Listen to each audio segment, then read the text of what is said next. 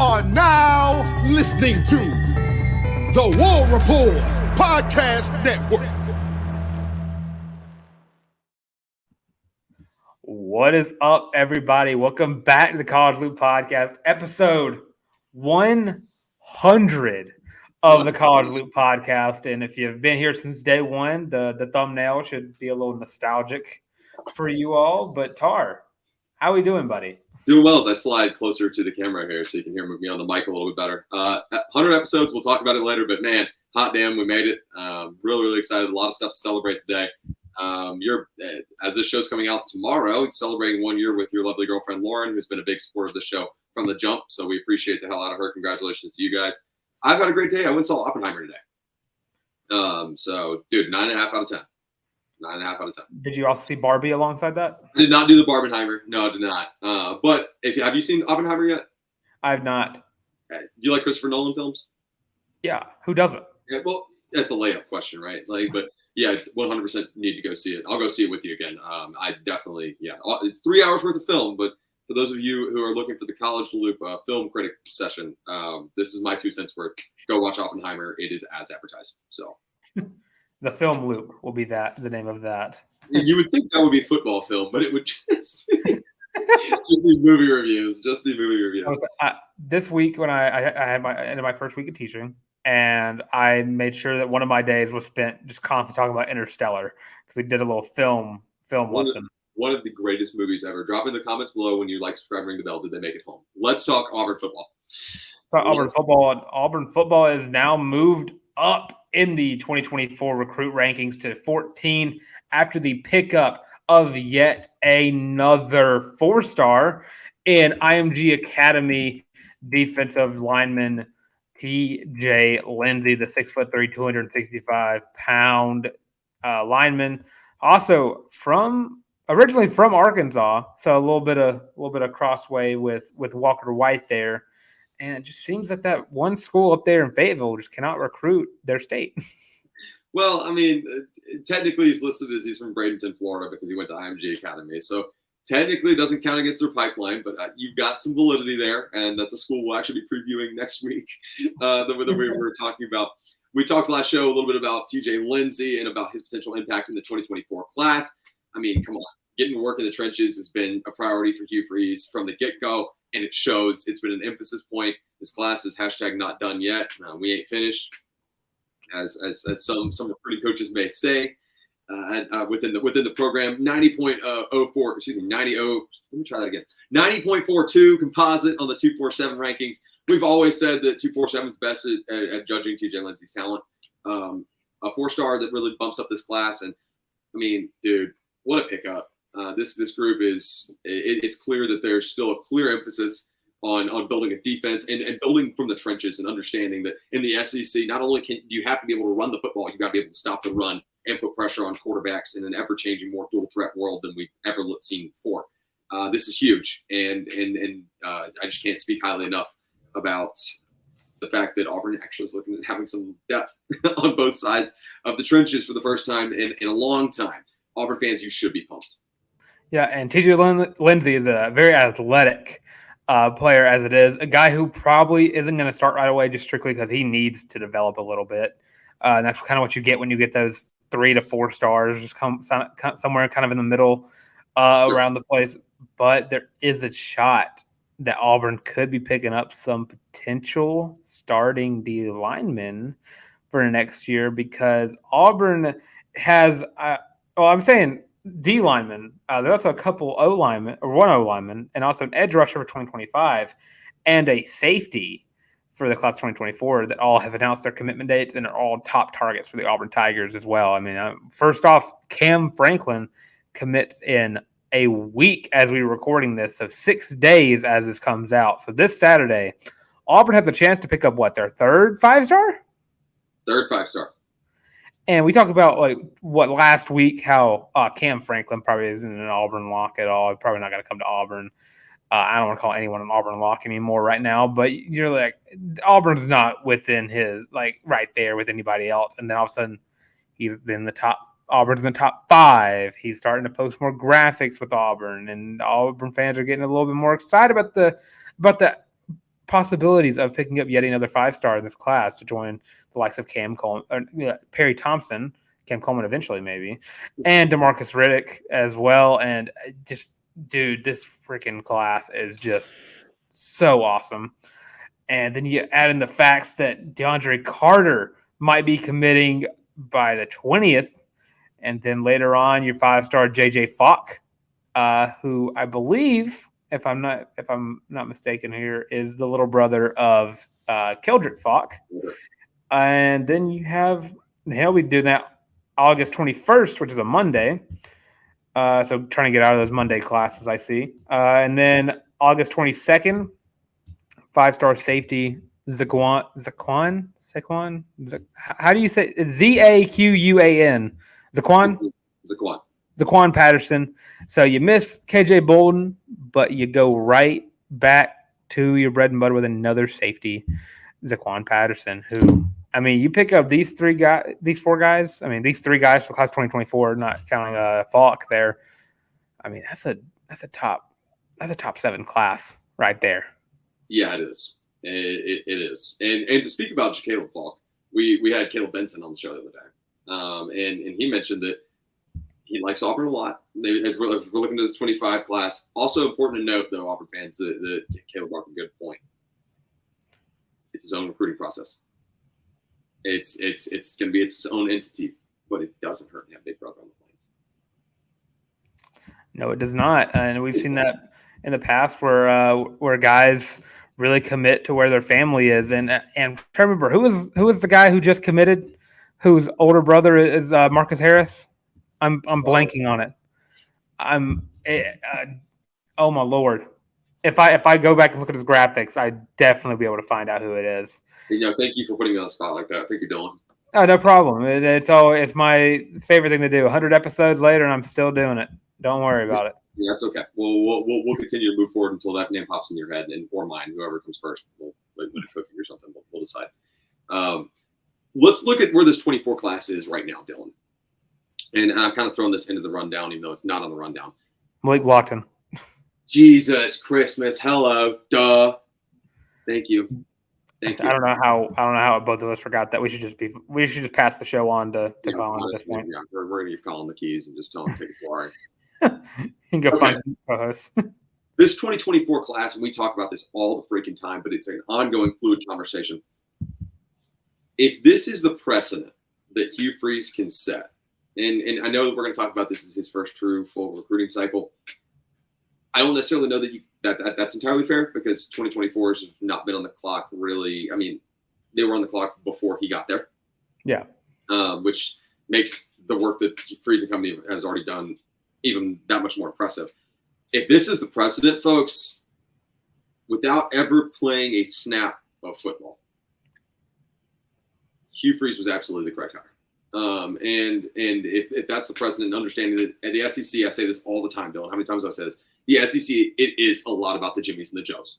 All these guys can coach ball in large. I mean, there was a dude that was on the plains for a couple of years that could not coach ball, neither here nor there. He also couldn't recruit. That's different. And honestly, I saw this graphic the other day from Saturday Down South, which I know that's whatever, do with that as you will. But talking about the most recent firing by year for each SEC tenure, that all feels like a fever dream. I mean, it really does. I know that a lot of Auburn fans are saying, "Oh, that those 2 years are going to live the longest years of my life." I get it. I understand. Oh yeah.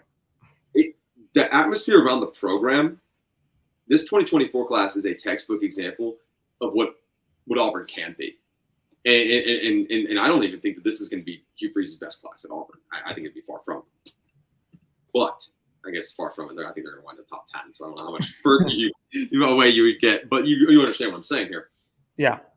How much has this exceeded your expectations for the 2024 class at this point? Because I'll go and tell you right now, I'm going to put this class, and I'm critical on grades, so I'm putting it in a letter grade, and an A, where it sits right now. And it's tough to earn an A, anything higher than an A minus for me.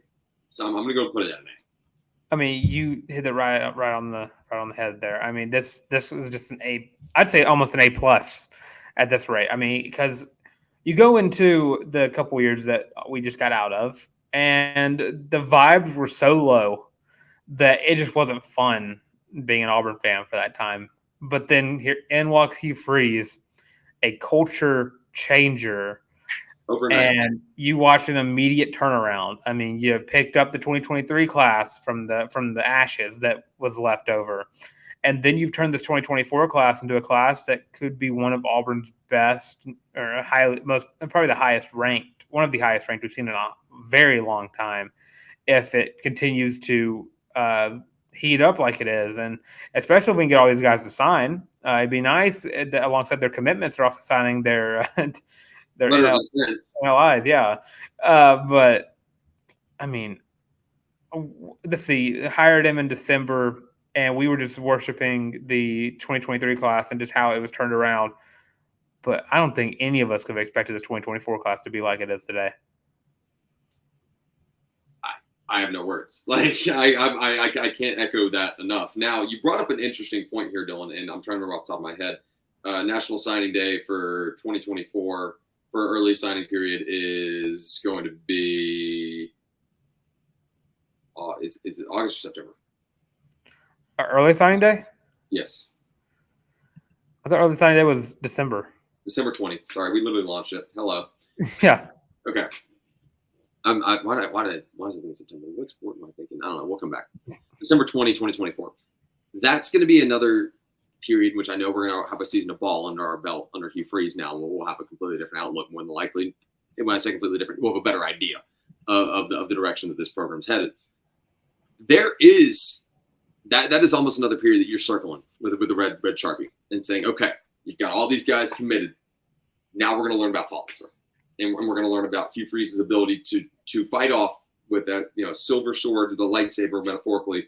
Kirby Smart, Nick Saban, Mario Cristobal, Brian Kelly, you name it, right? The guys that have the brands that can do it, and that we've seen do it before. I mean, circa a wide receiver that currently plays with the Pittsburgh Steelers, who it's my favorite football team. It's still hard for me to cope with. Yeah, you get it. That's going to be the next step in this. Now, how close is the 24 class to being where it's going to be? And at what point do we start saying, okay, it's time to pivot and see these guys, how they're followed through and how often Auburn can get them on campus? I don't know that it's soon, but I think that window's closer than you may think. Yeah, I mean, you got to add in some O linemen to this class, and you got to wrap up some of the D linemen, and that's what we're going to see with Cam Franklin if he doesn't committing to Auburn. And I mean, Hugh Freeze has just been so good in his 10 years as head coach in general at recruiting and developing O linemen that it's just kind of shocking that there's not been many. DeAndre Carter's been the only one that's had real buzz going on about committing to Auburn. And I mean, I think once you get one or two linemen, you get a couple DBs in here. I mean, the safeties, Zaquan Patterson, and then. I mean, I think you're almost set at linebacker. I feel like you got to be with 4 coming in. Yep. I just think get a couple more linemen, get maybe 1 or 2 wide receivers, get a DB, and then just kind of focus on making sure that those guys stay with the program. Because you add in that amount of players, 3, 5, 4 stars, any of those, really, you keep this class within conversations for a top 5 class with the floor being top 7. Yeah, I think Auburn is definitely going to find their way at the end of this recruiting cycle in the 5, 6, or 7 spot. Agreed, 100%. I'm on that same page. That feels very, very plausible. I do want to go ahead and say this now that we're close enough to. I mean, Auburn football is damn near back, folks. Congratulations, you almost made it. 20 days away from Auburn football. 20 days away as the show's coming out.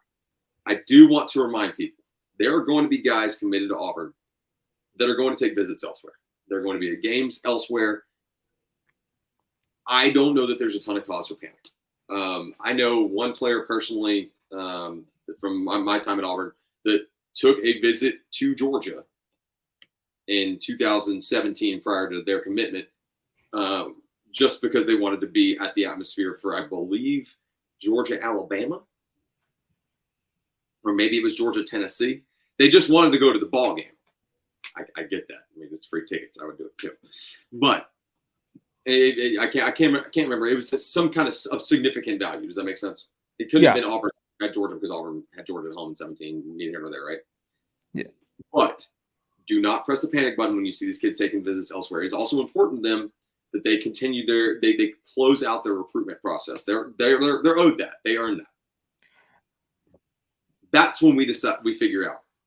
It's the guys, not the guys that are going to look elsewhere that are committed to Auburn that you need to be worried about. The ones you should be intrigued about are the ones that are committed elsewhere and coming to visit Auburn.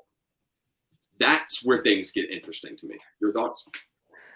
So I mean, I'm trying to go through the 2024 class. I'm trying to get a number of all the kids that have actually like shut down their recruitment. I mean, Perry Thompson has, DeMarcus Riddick has, Walker White definitely has. I mean, dude's unofficially an Auburn recruiter at this point.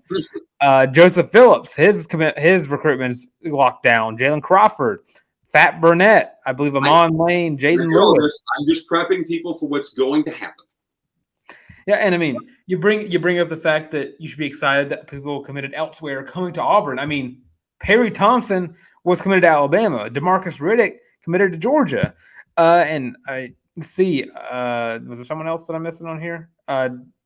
No, I think that those are the two that were really big other commits. But I mean, you're looking at Cam Coleman is still going to find his way back at Auburn at some point. He's going to be there at College Station for the Auburn game, in a game that might get Jimbo Fisher fired and maybe a Cam Coleman flip as well. But that is besides the point, because Auburn and Hugh Freeze has just done such a good job of getting guys who are so heavily committed to one school. And he's like, well, yeah, you can go to Alabama and be just another wide receiver. You can go to Georgia to be another linebacker. But you come to Auburn and build a legacy. You are the guy. I mean, is there anybody out here who doesn't think Perry Thompson is going to start or at least get meaningful snaps next season? I'm kidding. I'm kidding for those of you guys watching the YouTube channel. I was just antagonizing Dylan. And then we had the Marcus Riddick conversation whenever he committed. And I mean, we've all seen this linebacker core. It's already dealing with some injuries for one guy that we don't really want to be injured. DeMarcus Riddick can come in and be an immediate culture change at this position, because we're about to see the first down year of I'm going to say second down year of the linebacker position that we've seen in the past. I want to say 6 years. I mean, you had great Owen Papo up until the last season, and then he just had no help outside of the years of him being misused. And let's not forget him getting banged up his junior year. Exactly, because I mean, last time Auburn had a real good linebackers, and it feels like it wasn't that long ago. But 2020, Zacoby McClain and Owen Papo. But even then, the luster had already left. I mean, 2019 was like the last true year that we really had great linebackers. And you mean after 2021, you brought back Chandler Wooten, and you thought, oh, well, we got linebackers now. This is going to fix everything after Zacoby left. But Chandler missed a year. He didn't play because of COVID. Now he just wasn't fully there. And you look around, you're like Wesley Steiner, Cam Riley. It's their time. They're back. They're both highly recruited guys. I don't think Cam Riley really was. Wesley Steiner was a 5-star or 4-star. But they just I'm a Auburn fan. It's time to give up on Wesley Steiner and Cam Riley both. It's time to give up on them at this rate, because every year it's the same shebang. It's Wesley Steiner's year. It's Cam Riley's year. It's Wesley Steiner's year. It's Cam Riley's year. And just not there. And then Auburn, Hugh Freeze finally brought in Austin Keys. And Austin Keys has been the anchor of that linebacker core and now he's dealing with some injuries this camp. But going into the season, if he can get healthy and stay healthy, he is going to be the best linebacker on the field for Auburn. And it's just going to be him and someone else on the field. But you go into 2024, 2025, 2026, 2027, maybe 2027, DeMarcus Riddick, immediate change of pace at the linebacker position. Absolutely. And if you can bring in a guy like Cam Franklin, I mean, DeAndre Carter, who's a high 4-star. I mean, dude, I just love talking about DeAndre Carter so much. I need him in the orange and blue just because his size alone excites me as an offensive guard. I can't imagine why. And usually all these guys, and I don't think there's a single commit in the class 24 that I'm just like, he's just not gonna. I don't think this guy's really gonna see the field that much. I mean, look at Auburn's lowest rated guy per 24/7 Sport is D'Angelo Barber, who I've watched so much film of. I don't know how they have him as a 3-star. Yeah. I think dude maybe needs a year, but after that, he's on the field. He is right on the field. But other than that, I think the only one that I'm really looking like may not see the field as much as Kinsley Faustin. But even then, kid's a dog. Agree. And his only problem is he is going into the heart of where Auburn has the most depth, and that is the defensive back room. Love that DB room. Let's pivot. Let's move away from Cruton and looking at the future, and let's look at the present. And we have had, I feel like, we talk about our position breakdowns week to week, and this week's slated for quarterback, but I mean, hell, every single show is a quarterback analysis. And that's kind of the nature of the game when you have a quarterback battle. I mean, that's kind of how it goes. And thank you guys who have hung out with us throughout the thick and thin through this, for listening to the quarterback conversation every week, every show, because it doesn't go anywhere. We're going to start with quotes from Hugh Freeze about Holden Geriner. And then that's going to kind of segue into our quarterback preview, because, I mean, hell, every week's a quarterback preview. I think we're close. I think we're close to knowing a starter. Well, we were really close yesterday. I'm about to say, based on the Hugh Freeze quote, I think he already had a starter in mind until today happened. Until Saturday, as the show's coming out. Sunday, yeah. Yeah. But I'm just going to go over some things that we learned yesterday at the scrimmage. I mean, the running backs are freaking awesome. I mean, long run after long run after long run. We knew that. I'm just getting out of the way. Brian Petit is him. I don't know how you're going to – you got to find a way to get 2 more footballs on the field. So just so everyone can get equal amount of carries, because someone's not going to get enough carries. And there's no such thing as one of these running backs having too many carries. It's always going to be they don't have enough carries. Right. I think Auburn's going to have to adopt the just triple option at this point, and it's just going to be Brian Petit at quarterback, Jarquez Hunter, and Damari Alston, and then find a way to get Jeremiah Cobb and Sean Jackson in there as well. What about the Michigan Super I formation? Yes. At some point, someone's got to run forward. And then wide receivers, tight ends. The best quote of the day is the fact that Rivaldo Fairweather is unguardable. Yeah. So if you love tight ends, like I do, it's going to be very fun to watch Rivaldo Fairweather this year, and I think we all knew that. Let's see. I heard a lot about things about Shane Hooks. He took a slant route 30 yards, made 3 people miss, and got down at the 1, and then Jarquez Hunter punched it in. Nick Martin called a deep ball. And Jair Shorter caught himself a deep ball as well. So he's looking a little healthy. So all my receiver can stay healthy. This thing's going to get a little dangerous. But other than that, some injuries that we've been hearing about: Camden Brown, Jarvarius Johnson, Coy Moore, Malcolm Johnson have all been dealing with some injuries. I think they're going to be fine by week 1. But wide receiver room looks deadly. O-line is making holes for the running backs. And actually looks like a competent offensive line, not per the huge that we've been seeing. Gunnar Britton, Dylan Wade, Tate Johnson, Avery Jones, and I believe Cam Stutz are the projected starting lineup, and I could be missing 1 or 2. That sounds correct. Yeah. But O-line's looking good and could stay good if DeAndre Carter were to bring himself from Mater Dei to the Plains. And defense-wise, Keldrick Falk doing what Keldrick Falk is expected to do, being an absolute monster. And Austin Keys did get to have some action today. He was dealing with some injuries as well, but I heard that he did do pretty well today for what it's worth. And he's doing, I think, some hamstring stuff. So your usual injuries that you get. And then Eugene Asante had a solid day. So maybe he could be that other guy. Another guy who we've been waiting to really step up. Reading practice notes, I was like, Eugene Asante. Yeah, he's been in the gym. People have been comparing his what he looks like now to Owen Papo, because he definitely beefed himself up over the summer. So I don't know if he'll ever reach the athletic prowess of Owen Papo, but if you can get the physique of Owen Papo, I think you're in good hands, right? You are in good shape, yes. Great shape. Everyone, get to the notes that everybody's waiting for. So, if you were interested in the quarterback position, because who's not? That is the most important position on the field at any given time, unless you love left tackles. Or if you're right-handed quarterback, you would say left tackle. If you're a left-handed quarterback, you say your right tackle. Right tackle. So it would seem that Hugh Freeze, like we said earlier, did have his mind made up for his starting quarterback.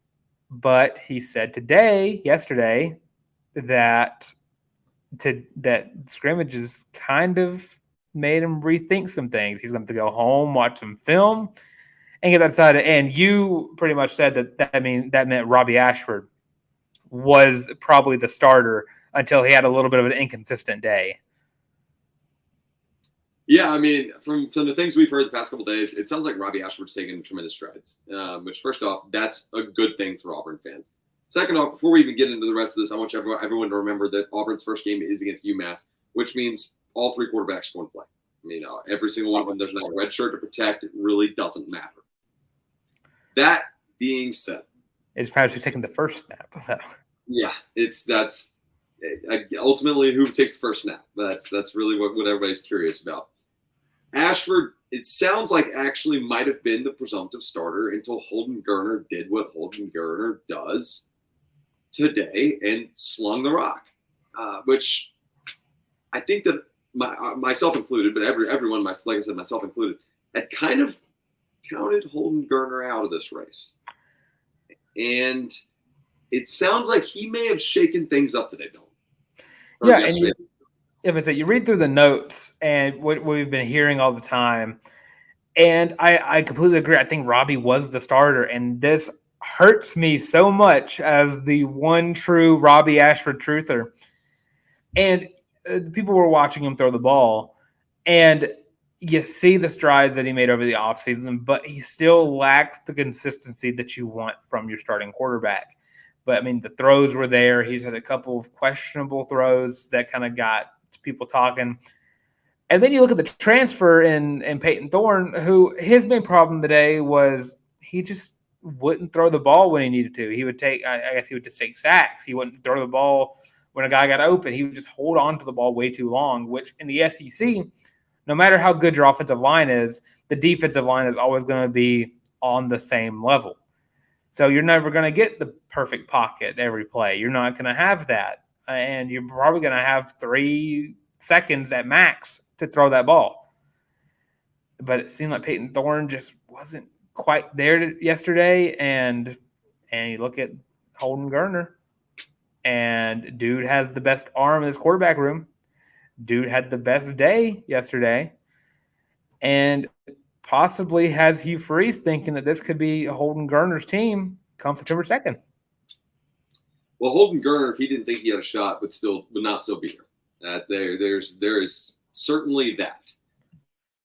But all things considered, when you're looking at boom or bust factor in order for high ceiling, low floor, not really knowing where that individual can land. Number 1's Robbie Ashford. Number 2's got to be Holden Geriner. Number 3's got to be Peyton Thorne. We know what Peyton Thorne can do. Peyton Thorne, fine quarterback. Could play quarterback in the SEC, in my opinion. Truthfully. Holden Geriner, like we mentioned on the last show, don't have a ton of recent film. Just don't know where he's at in terms of pocket presence, football IQ, which I do think Holden Geriner's got a very high football IQ. But pocket presence, football IQ, ability to extend plays, which we know that Robbie has. It is interesting to hear that Geriner, who we've known since day one was the best passer on this team, has really kind of cleared all in terms of, hey, look at me, I should at least be option 2 if I'm not named the starter, which also is a little bit insightful as to the offensive scheme that Hugh Freeze wants to run. It means that Auburn may throw the football a little more than you're used to this year, which could be good, could be bad. I mean, look at this. It could be indifferent. That's probably where I'm leaning. But look at the stable running backs you got. You certainly have threats in the backfield, but we don't know about this receiving core. I know you said there's going to be rock stars a minute ago, Dylan. We don't know. We really just don't. In terms of putting all these pieces together in a new scheme and a scheme that actually pays attention to some X's and O's that we've not seen in the past couple of years.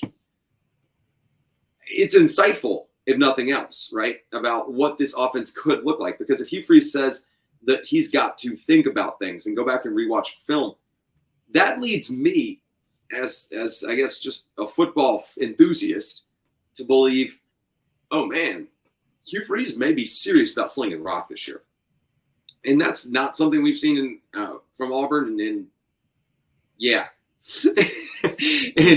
since. So very interesting there. I still, all things considered, I actually am going to kind of modify my last claim about Peyton Thorne being the starting quarterback after what we've heard the past couple of days. I think that if I'm putting a depth chart together right now, I think it's Robbie Ashford, Holden Geriner, and then Peyton Thorne, which is out of this world insane, given the fact that all of us presumed that Thorne was going to be the guy. Is that door still wide open? Okay. The majority of us presume, Dylan's giving me the hands up for those of you listening watching the show, that Thorne was going to be the guy. And I think the door's still open. Things can change between now and UMass, 2:30 apparently on September 2nd. That is, even though I was sworn up and down to 6 o'clock. But I'm leaning toward that this could be the Robbie Ashford revenge tour. I know Dylan's just out of his mind excited. Oh, that's exactly what I want to hear. Because I like the idea. I mean, I loved whenever Peyton Thorne committed because that's the position of needs. Quarterback was right up there with linebackers when it came to the transfer portal. No, quarterback was 1A. 1A and linebackers 1B. I mean, they desperately needed a change at both positions. And Peyton Thorne came around, and I was very excited for what Peyton Thorne could do. But then when I watched the film and I watched what Robbie can be, I was just so heavily invested in what Robbie can develop into that I just stuck with Robbie and I have stuck with Robbie, except for the little week that we had where we thought Grayson McCall was going to be the next Auburn quarterback. Yeah, that would have changed my mind a little bit. But what Robbie can be is a lot better than what any of the other quarterbacks can be as well. But like you always say, the floor is a lot lower with Robbie because if he can't get consistent, then that's going to be a problem for the offense trying to move and score with the ball. And Holden Geriner, he has the potential to be the first starting quarterback with facial hair since I want to say Nick Marshall, which is a funny stat line. No. Jeremy Johnson had facial hair. There we go. Yeah, he had a goatee. Yeah, he had a goatee. And it was very, very like right out of high school level goatee as well. So a little scraggly.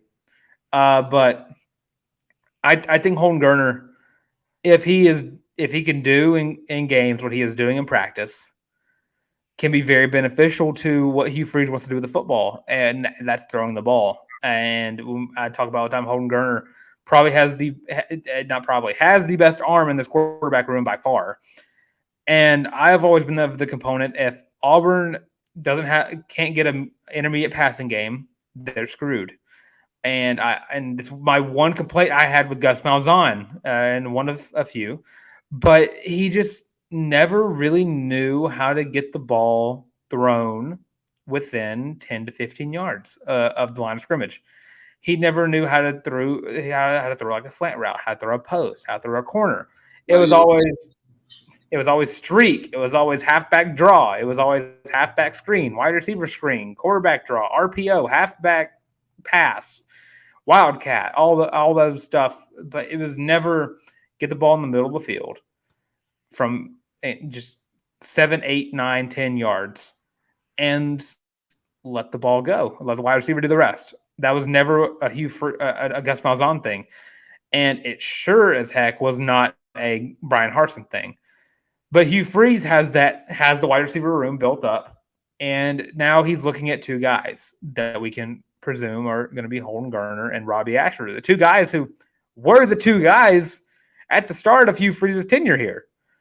And you throw in a transfer, and the transfer kind of fell off a little bit from what we thought was going to be. I mean, I think he just can't handle SEC pressure, maybe. Sure. And if that something changes, I mean, I hope the best for him, because I think Peyton Thorne can be a good quarterback if he can just get some confidence. And that's all holding the ball too long is just lack of confidence. But if Holden Geriner can do what he does in practice and games, and if Robbie Asher can get consistent, I mean, Auburn has a pretty good stable of quarterbacks right there between those two. And I mean, I'm always going to stick with my guns with Robbie Asher just because of the RPO. I love RPOs.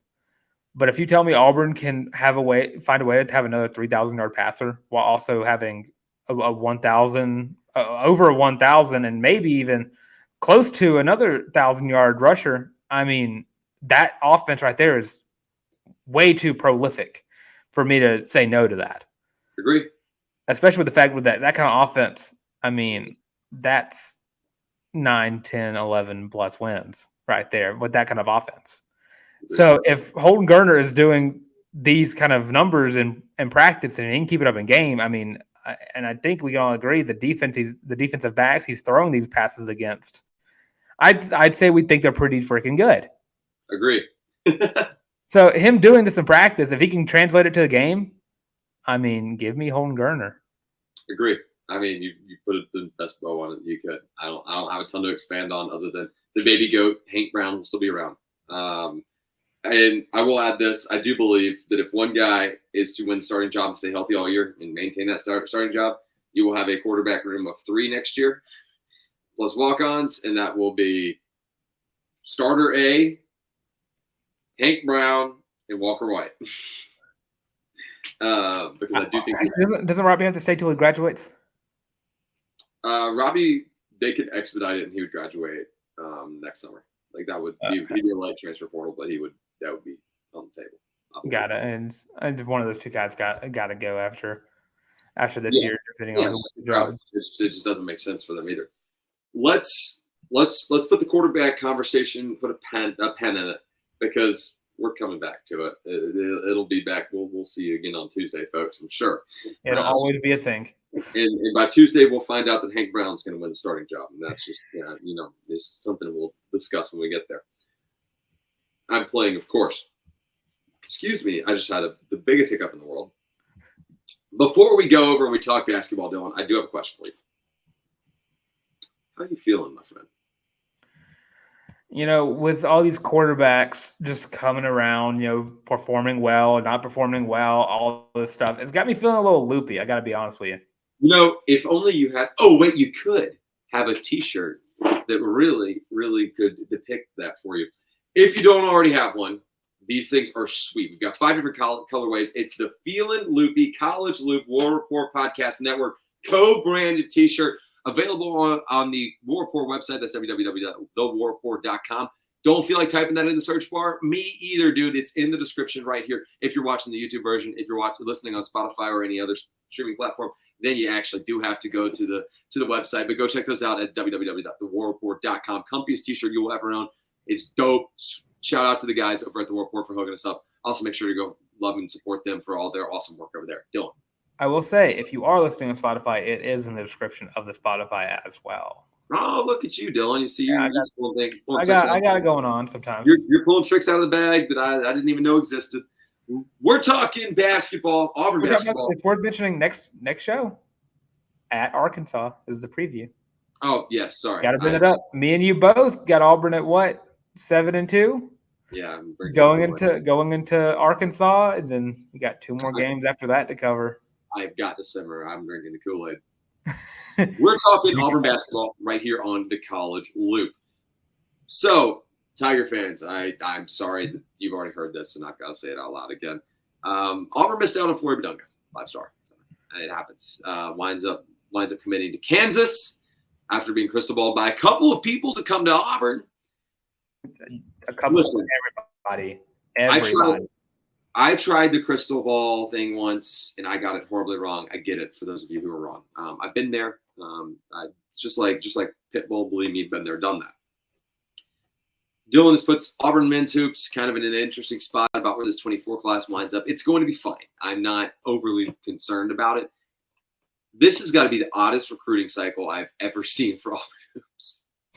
And you have to keep in mind that Wes Flanagan is a damn good recruiter. And that's why Ole Miss is back in conversations to get guys in the class of 2024 because Wes Flanagan is so damn good. Auburn's going to grow out of that. Bruce Pearl is the man, the freaking man, if you will.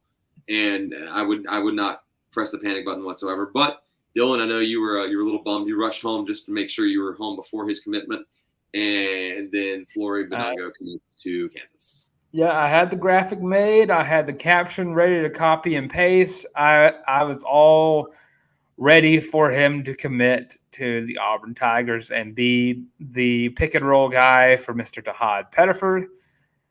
And it's just the theme of this recruiting cycle that we have dudes and then we don't have dudes anymore. But if this class ended today, I'd still give it an A, just because Tahad Pettiford is a dog. Is a dog, dude. That guy. And we don't know if we don't know where LeBaron Philon is going to commit, and he still could come back to the Tigers. Peyton Marshall is now a Missouri Tiger, so that sucks if you love 7 foot tall, 300-pound centers like I found out that I did. And he found his way in Missouri for some reason. Cam Scott, the guy we talked about last show, is now a Texas Longhorn, so we're going to have to see him a lot next year, or at least 2 times, at the bare minimum once. And then Flory Bidunga, a guy who we literally just spent the last 2 days hearing from on 3. Caleb Benson had him crystal ball 24/7. A lot of 24/7 guys had him committed to Auburn. And then that Jayhawk bag, I mean, they're a blue blood for a reason. Auburn was mixed in with a bunch of blue bloods alongside being one. You said the blue blood bag. I was going to say, dude, it's freaking Kansas. He's the first commit for the Kansas class too, and dropped Auburn in one spot just because getting Bidunga jumped Auburn and just Auburn as well. So that's annoying. But again, just don't panic, because guess what? The transfer portal is still a thing. Bruce Pearl's still a dog. Bruce Pearl is still one of the top recruiters in the country, not the SEC, the country. Still getting to Tahad Pettiford. And Tahad Pettiford is a dog who we're going to love for the 2024 season and beg that he stays to the 2025 season.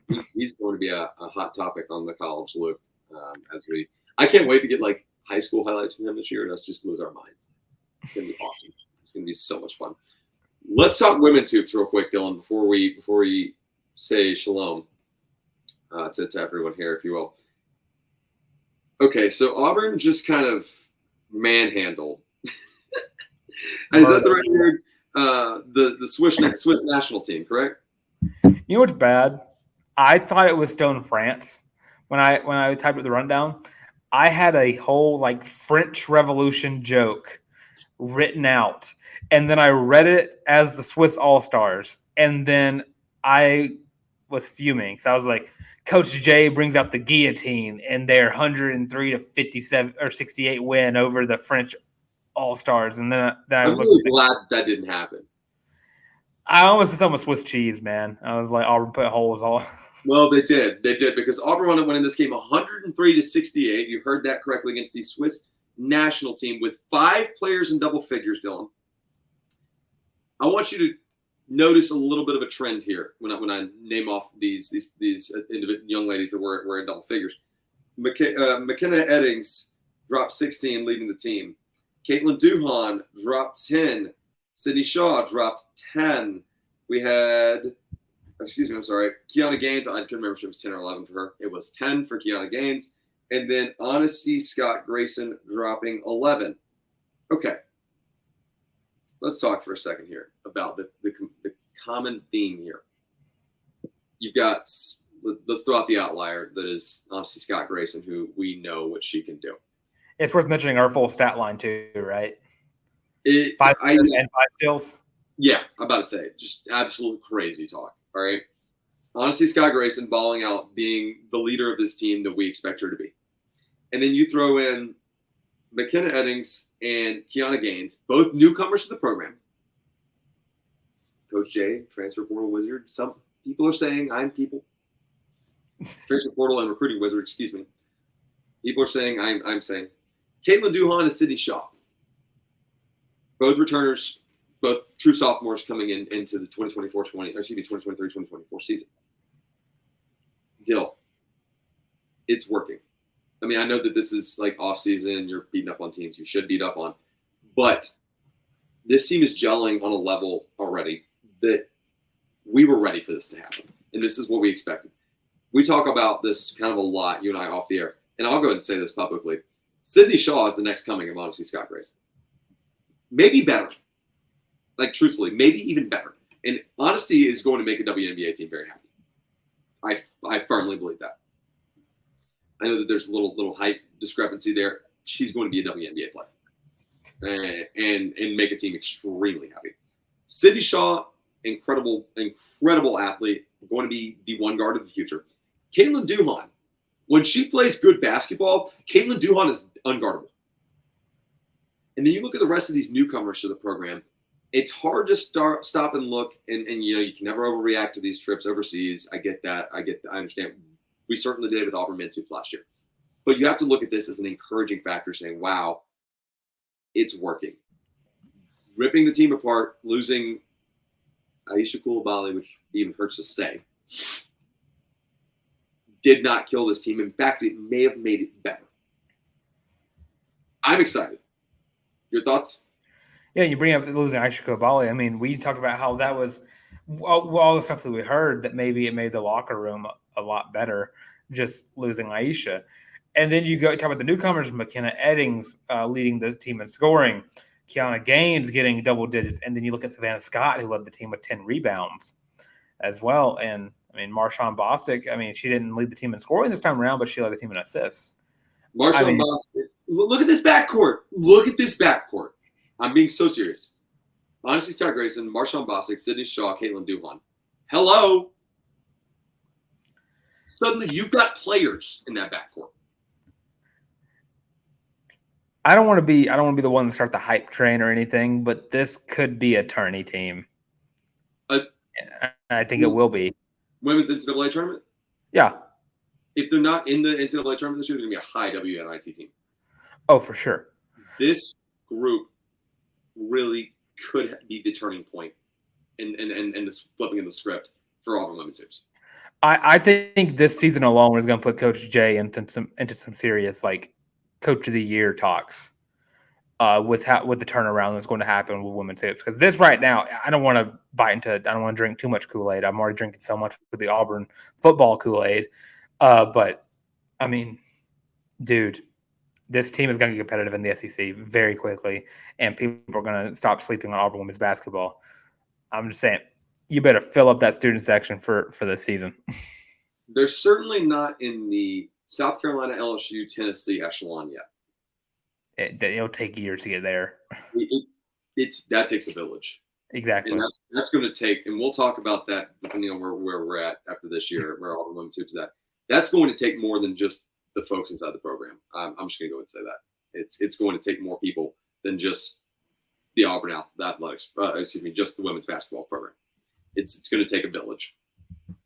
But you are now, I think, entering the territory of Ole Miss, Georgia, that echelon, that I guess classification of FCC basketball, where you are in their rearview mirror on a competitive trail.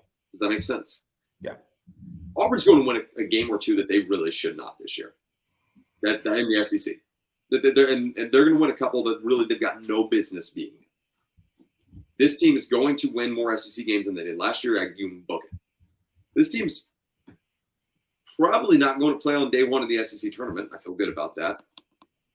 I also think that if they get hot at the right time, this group could be the one that people could say, oh, shit, Auburn women's hoops is back.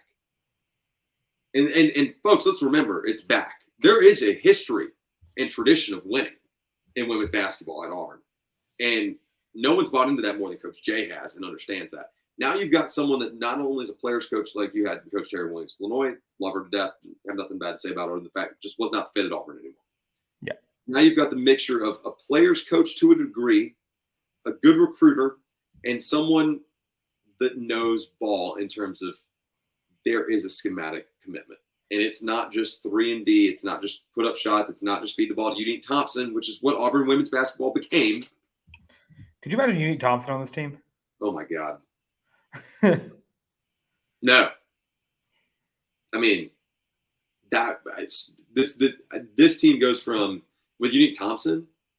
This team goes from me saying they're going to be in the middle of the pack of the SEC to this team is actually going to scare the shit out of Tennessee, South Carolina, LSU.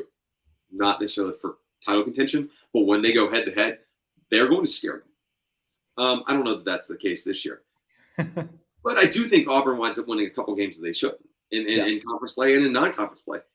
If Auburn can get out of non-conference play looking in good shape, good enough resume that they just need to kind of play 50-50 ball into the SEC regular season to make the tournament, folks, you're there.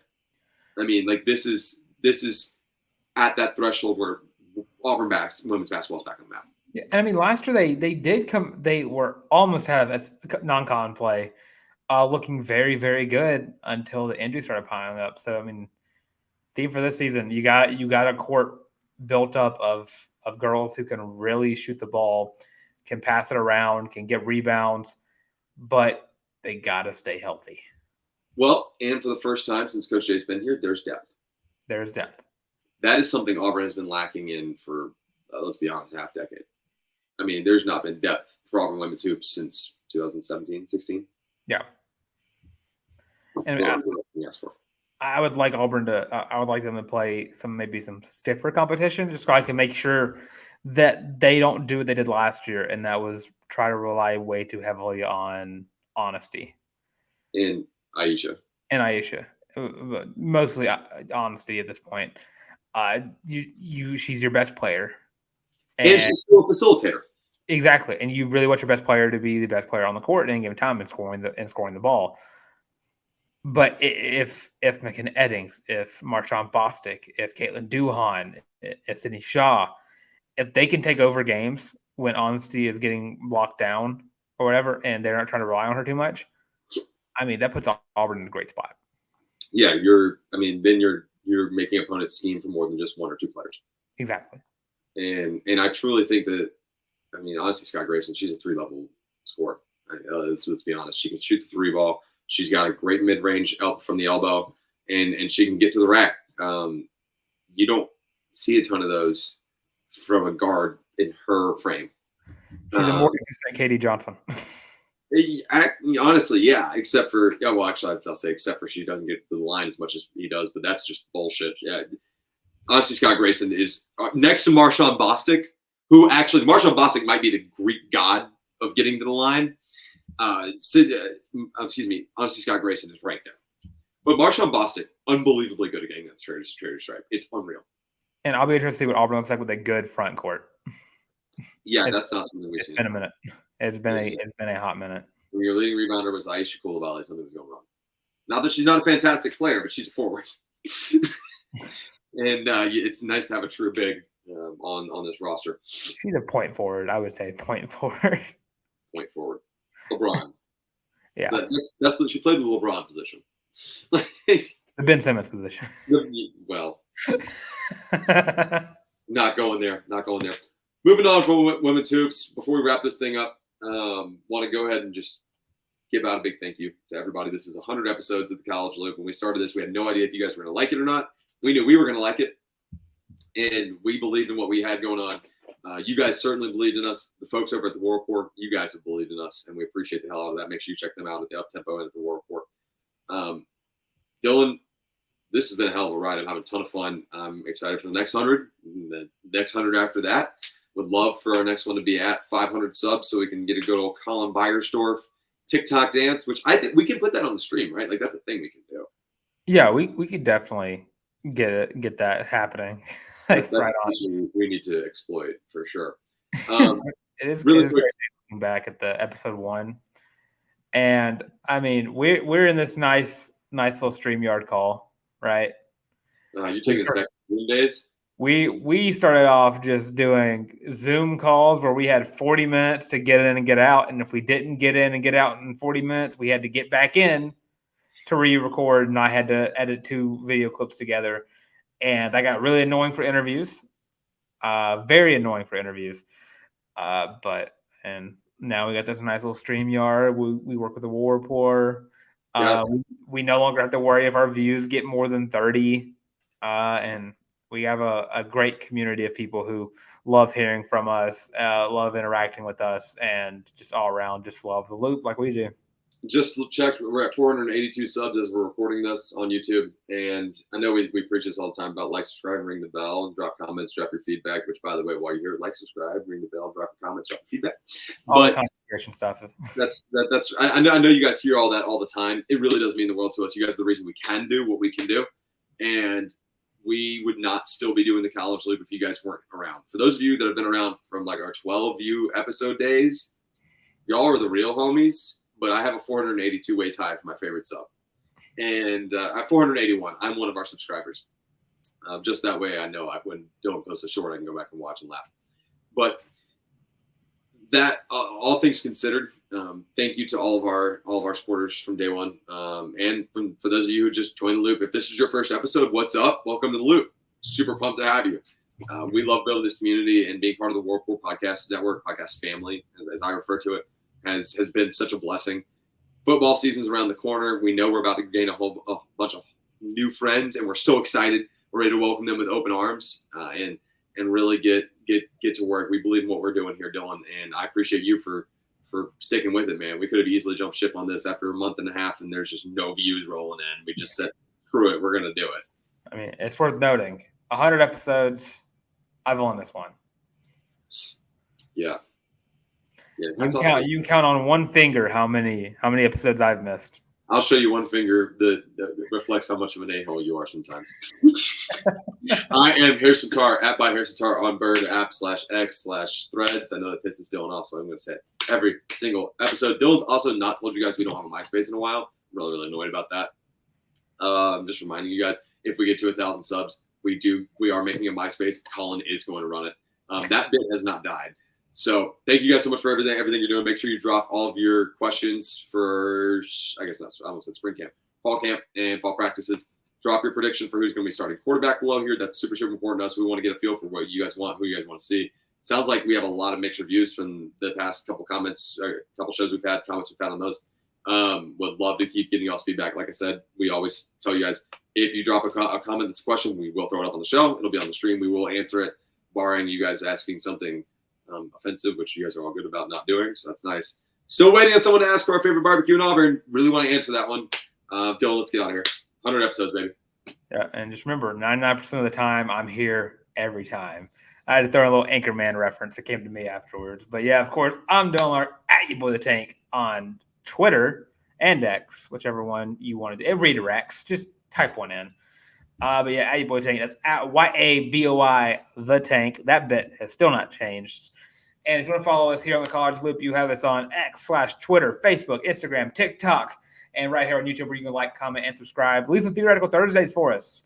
We love doing Theoretical Thursday. They're always fun to do. And we only got probably like 2 more weeks to do them before we're about to get knee deep, or I would say knee deep, about to get neck deep in football season. And I mean, again, we don't have a MySpace, but I really want to watch Colin run that thing. So I already told him he's got to get like real emo about Auburn football. If Auburn loses, he's got to like go on there and like write 2,000 subs when we make him start a Reddit. We're just giving Colin all the socials at this point that we don't want to run. But I mean, if you want to listen to the show, if you hate seeing our faces, because I mean, look at the bottom right. I wouldn't want to watch. I wouldn't want to see his face either. But if you want to listen to us, of course, you have us on Spotify, Apple Podcasts, Google Podcasts, Amazon Music, pretty much anywhere you get your podcasts. But with all that being said, thank you for getting us this far. And this has been the 100th episode of the College Loop Podcast.